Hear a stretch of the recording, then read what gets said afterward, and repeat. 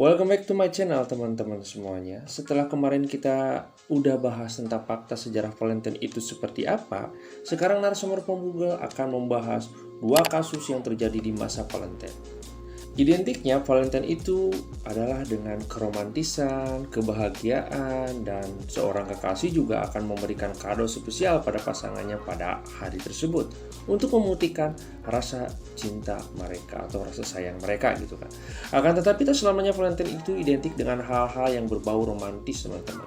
Dua kasus berikut menunjukkan Valentine pun bisa berakhir naas dan tragis.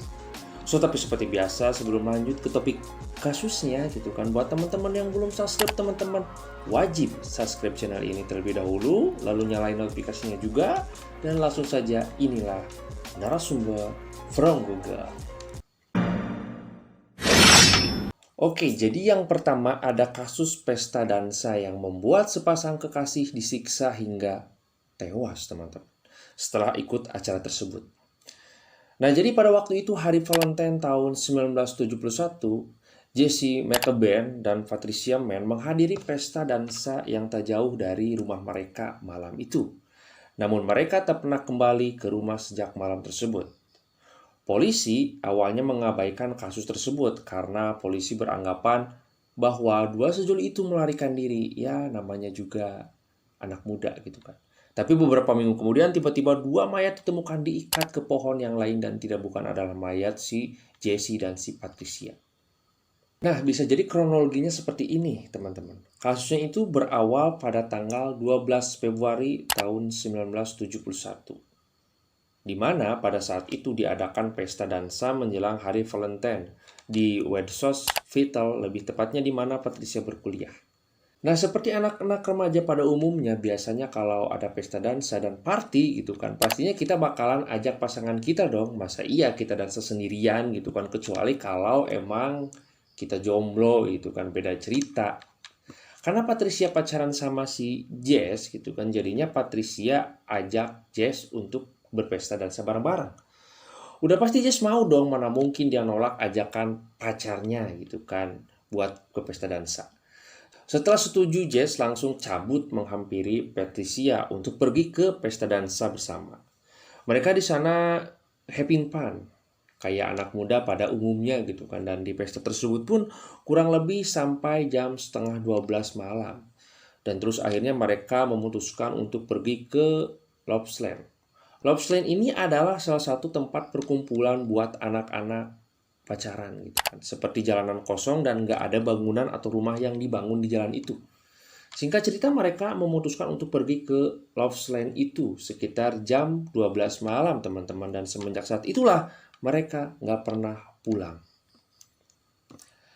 Akhirnya karena mereka tak kunjung pulang, pihak keluarga, kerabat dekat dari mereka pun akhirnya melakukan pencarian dan melapor pada pihak yang berwajib. Teman-teman sepermainan mereka pun sama ikut mencari mereka dan hasilnya salah satu teman mereka menemukan mobil yang dikendarai oleh si Jess ini dan si Patricia.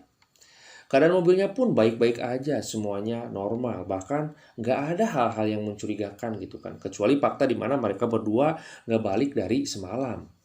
Karena mereka masih remaja dan karena sifat mereka juga yang masih labil, jadi begitu polisi menerima laporan, mereka beranggapan kalau ini tuh cuma kasus anak kabur gitu kan atau anak kawin lari gitu kan. Akhirnya singkat cerita di hari ke-12 setelah mereka menghilang, lebih tepatnya pada tanggal 25 Februari 1971, ada salah satu orang yang lagi jalan di hutan dan dia ngelihat ada kaki yang tertimbun di atas dedaunan di hutan yang lebat itu. Di mana letak hutan ini ada di daerah Home Street. Awalnya mereka mengira mungkin ini kaki patung. Tapi setelah dia mendekat dan ngelihat baik-baik, ternyata ini kaki manusia. Dan ternyata itu adalah jasad si Patricia dan si Jess. Jess dan Patricia ini ditemukan dalam keadaan diikat di pohon menggunakan tali tambang, teman-teman. Tidak ada tanda-tanda pencurian, tidak ada tanda kekerasan seksual. Bahkan Jess masih menggunakan cincin dan jam tangannya. Sedangkan Patricia ditemukan dalam keadaan cedera internal di mana kemungkinan dia dipukuli, ditendang, dan diinjak-injak sebelum akhirnya dia dibunuh, teman-teman. Setelah menemukan jasad Jess dan Patricia, pihak kepolisian melakukan penyelidikan lebih lanjut. Melalui hasil penyelidikan dan hasil otopsi, memang benar ditemukan bekas-bekas yang tersisa di tubuh mayat tersebut yang menunjukkan mereka disiksa terlebih dahulu oleh pelaku sebelum mereka tewas. Lokasi yang berjauhan dari tempat pesta membuat pembunuh sulit dilacak, teman-teman, hingga sampai kini. Kematian sepasang insan ini tetap menjadi misteri. Ngeri ya, teman-teman. Gimana nih menurut kalian? Komen di bawah ya. Next. Next kita ke kasus yang kedua. Ada atlet olimpiade menembak pacarnya sendiri. Aduh, ngeri. Ada Oscar Pistorius. Namanya melambung setelah menang di Paralimpik 2004. Nah, pada tahun 2013 namanya kembali meroket. Tapi kali ini bukan karena prestasi yang diraihnya, melainkan karena penembakan yang ia lakukan terhadap pacarnya sendiri. Kejadian itu tepat di hari Valentine juga, teman-teman. Tahun 2013. Pacarnya ditemukan tewas ditembak. Oke, kita flashback dulu ke 1 tahun ke belakang. Dan kita bahas kisah percintaan si Oscar Pistorius ini karena ada rumor yang menyebutkan bahwa sang atlet ini agak playboy. Jadi sepanjang 2012, Oscar Pistorius mengencani mahasiswa pemasaran Cafeton sekaligus model paruh waktu Samantha Taylor. Bersama Oscar Pistorius, remaja berusia 18 tahun ini pernah tampil di acara televisi lokal Billing Talk, sebuah program gaya hidup yang menampilkan liburan mewah pasangan Oscar Pistorius di St. Helens. Oscar Pistorius ini juga sendiri mulai akrab dengan mendiang kekasihnya yang berprofesi sebagai model juga, yaitu Repa Steenkamp pada upacara penghargaan di Afrika Selatan. Itulah awal mereka bertemu, November 2012. Awalnya, Repa Steenkamp mengatakan mereka hanya berteman. Tapi biasalah, yang tadinya cuma teman akhirnya jadi nyaman dan muncullah benih-benih cinta di antara mereka berdua. Hubungan keduanya menjadi jelas ketika Oscar Pistorius mengajak Steenkamp berkencan. Dan Repa Steenkampnya pun mau gitu kan. Akhirnya mereka pun go publik. Akibatnya hubungan itu pun sempat menuai kecaman dari sang mantan, yaitu mantan pacar si Oscar Pistorius, yaitu Samantha Taylor. Menurut Samantha Taylor, Pistorius mudah dekat dengan perempuan. Mungkin Steenkamp bukan satu-satunya pacar Pistorius, kata Taylor. Lelaki itu tidak pernah seperti yang orang pikirkan selama ini. Ya, mungkin statement Samantha Taylor ini cuma berdasarkan karena kecemburuan dia melihat mantan pacarnya ini sudah menemukan pacar baru lagi.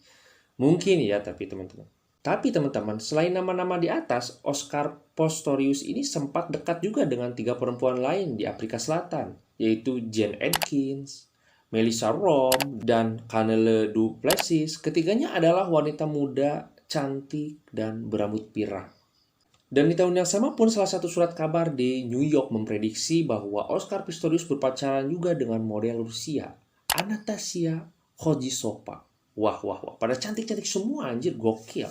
Namun sekarang si Oscar Pistorius ini nggak bakal lagi mendapat kehangatan dan nggak bisa dikelilingi lagi para wanita cantik. Pasalnya ia terjerat oleh hukum. Jadi si Oscar ini mengaku menembak pistol untuk membela diri karena mengira sang pacar adalah penyusup. Saat itu si Oscar melepaskan 4 kali tembakan karena mengira kekasihnya adalah perampok. Si Repa ini ditembak di kepala, dada, tangan gitu kan, dan sang kekasih langsung meringkuk di kamar mandi. Padahal saat itu Repa Steenkamp hendak memberikan kejutan Valentine, teman-teman. Ya, mungkin dia itu menurut kabar gitu kan, menurut kabar yang beredar, dia itu mengendap-endap mungkinnya ke rumah si Oscar gitu kan. Lalu pas si Oscar ngelihat gitu kan ada orang yang menyelinap masuk ke rumahnya, dia langsung mengambil senjata dan langsung tidak berpikir panjang menembakkan ke yang dia curigai tersebut. Dan naasnya itu adalah pacarnya sendiri. Gitu teman-teman. Namun setelah diselidiki selama 3 tahun, atlet yang telah meraih 6 medali emas Paralimpik ini hanya divonis 6 tahun penjara, teman-teman. Hakim menjatuhkan vonis lebih rendah dari tuntutan karena setuju dengan penjelasan Oscar Pistorius. Jadi teman-teman, Oscar Pistorius ini menjelaskan bahwa peristiwa penembakan itu didasari oleh ketidaktahuannya bahwa wanita di balik pintu adalah pacarnya sendiri, yaitu Steenkamp. Namun, dari pesan teks yang didapat dari ponsel korban terindikasi kalau si Oscar ini sering melakukan gertakan agresif pada pacarnya, si Repa Steenkamp. Namun gertakan agresif yang dimaksud tuh nggak tahu gimana atau dalam hal apa. Dalam artikel manapun kita nggak nemu detailnya, bisa aja agresifnya tuh dalam hal tanda kutip atau mungkin ya emang si Oscar ini agak kasar. Jadi nggak tahu juga ya kan. Tapi yang pasti keluarga Repa Steenkamp tidak setuju dengan vonis tersebut dan mengajukan banding. Upaya banding ini membuat nasib Oscar Pistorius semakin mengenaskan. Dilansir oleh bolasport.com dari Daimar, Oscar Pistorius akhirnya mendapatkan hukuman 2 kali lipat. Ia kini divonis hukuman 13 tahun penjara setelah membunuh kekasihnya tersebut, teman-teman. Nah, itulah tadi teman-teman 2 kasus kriminal yang terjadi tepat di hari Valentine atau menjelang Valentine. Pada ngeri ya kasusnya. Kalau menurut teman-teman gimana nih? Tinggalkan komentar kalian di bawah ya. So, segitu aja dulu episode kali ini. Jika teman-teman ingin request tentang sesuatu hal yang ingin dibahas di segmen Narasumber Google, ini entah itu sebuah kasus kriminal lah, atau fakta-fakta sejarah lah, apapun itu kalian bisa komen di bawah juga, dan kalian boleh banget DM di Instagram juga. Nama Instagramnya ada di deskripsi. So, thanks for watching and see you next video.